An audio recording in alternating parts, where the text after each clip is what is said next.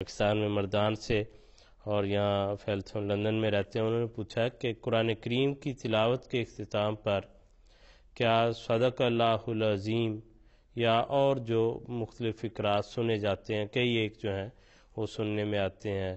غیر جماعت احباب میں، وہ پوچھتے ہیں تو کیا یہ کہنا ضروری ہے یا سنت سے یہ ثابت ہوتا ہے؟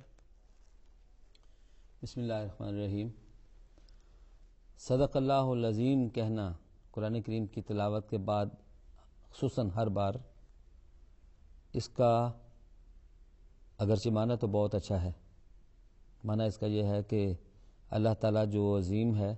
اس نے سچ فرمایا، لیکن سنت سے یا صحابہ سے یا تابعین سے یا تبع تابعین سے کسی طور سے یہ ثابت نہیں کہ کبھی بھی انہوں نے یہ اپنی زندگی میں کبھی کہا ہو، نہ حضور صلی اللہ علیہ وسلم سے نہ آپ کے اصحاب سے۔ اور حتیٰ کہ کوئی مرسل حدیث ہو، کوئی ضعیف حدیث ہو، کوئی وضعی حدیث ہو یا کوئی اثر ہو، کوئی بھی منقول نہیں ہے۔ اور اس حوالے سے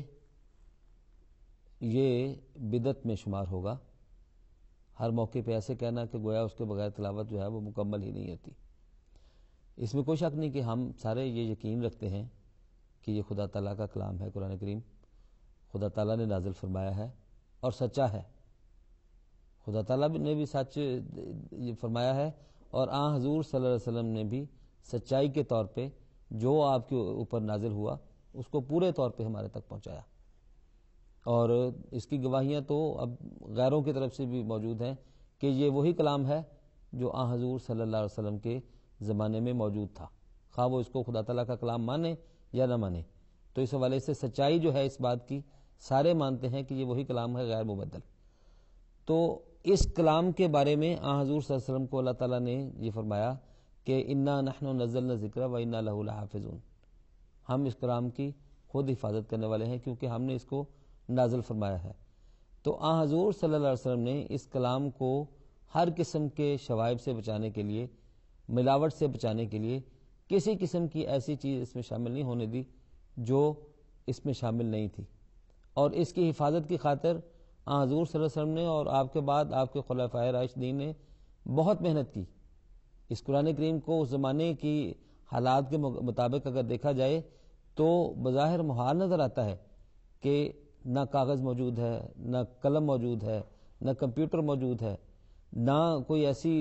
چیز موجود ہے، اس کے باوجود ایک چیز کو محفوظ کر کے، اور پڑھے لکھے لوگ بھی موجود نہیں زیادہ تر،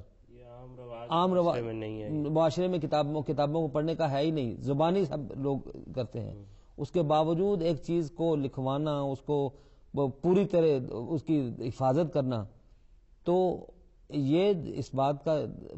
متقاضی تھا کہ کوئی ایسی چیز اس کے ساتھ نہ شامل کی جائے جو کہ اضافہ ہو، جو بدعت کا رنگ رکھتا ہو، بے شک وہ اچھے معنوں میں ہو،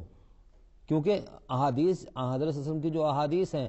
وہ باقی سب کلمات سے فوقیت رکھتی ہیں قرآن کریم کے بعد۔ تو حضور صلی اللہ علیہ وسلم اگر اپنی احادیث کو لکھنے سے منع کر سکتے ہیں لوگوں کو، تو کسی قسم کی کوئی بھی چیز ہو وہ اگر قرآن کریم کے ساتھ ملائی جائے تو وہ نازیبا ہے،